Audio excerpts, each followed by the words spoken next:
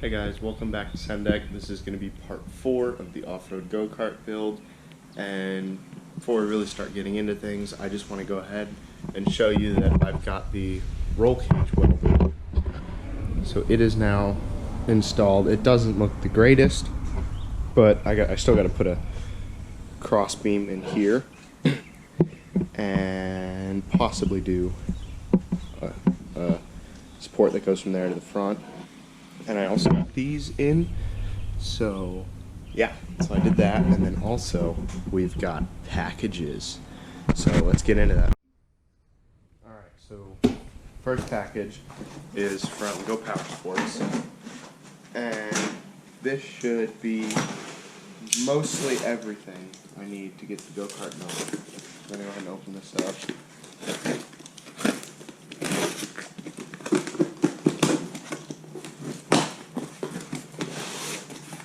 So, let's see. We got a note. This is the checklist of everything that we have. We got bubble wrap. Ooh. And we got Go Power Sports stickers and pins. Cool, I didn't know they were sending this stuff. That's sweet. Alright, so first off, we got a brake cable, a heavy duty brake cable, obviously for the brakes. What else would they make for? So we got that. Also have a throttle cable, which is pretty much the same setup, except it's got no loop on the end here.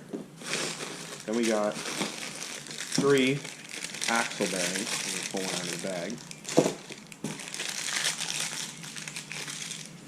That's basically what your axle sits in to spin, and they're concentric, so what you do is you spin it till it's tight, and then you lock it down, and that holds it in place. So, pretty cool. We got 3 of those because this go-kart is designed to have 3 bearings on the axle.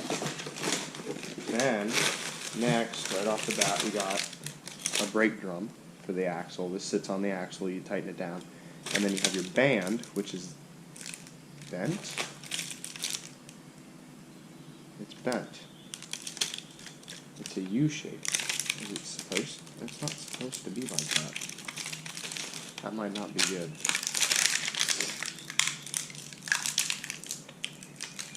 I think it'll work. I think it just needs to be bent, but it's kind of bent. And this is the brake clamp. It goes around this right here, and basically that's how you stop. That's what brakes do. We got lug nuts for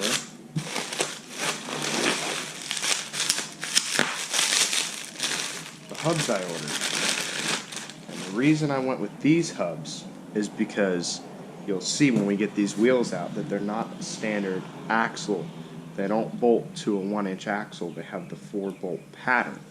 So I had to get these adapters so I can bolt them on. And I think these would honestly be easier because you just zip these off and then you can throw a new tire on real quick instead of having to take it off the axle. Then we got the other hub adapter, and then should be some other stuff. Yeah. The big boy. We got ourselves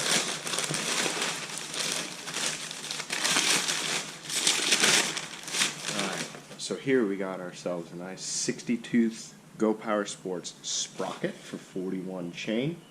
So this mounts onto the axle, and you run your drive chain from the torque converter to here to put the power down. I honestly think this is going to be a little big, but we'll give it a shot. It'll give us plenty of torque though, so that'll be nice. Right. That is it for this box, so let's put all this stuff back.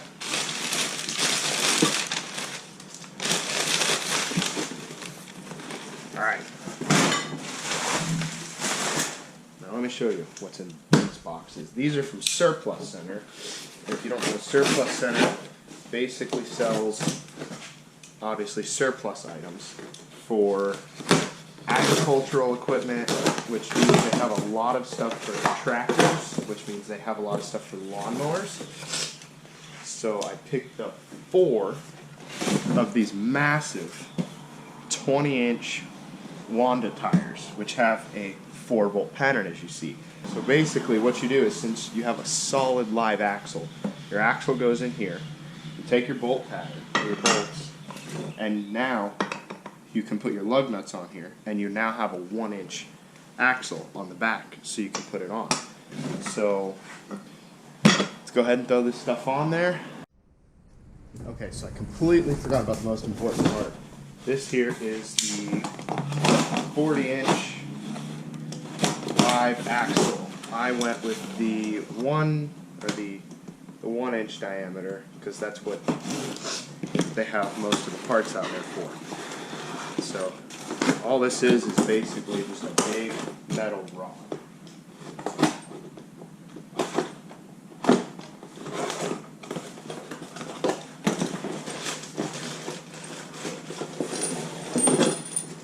Sweet.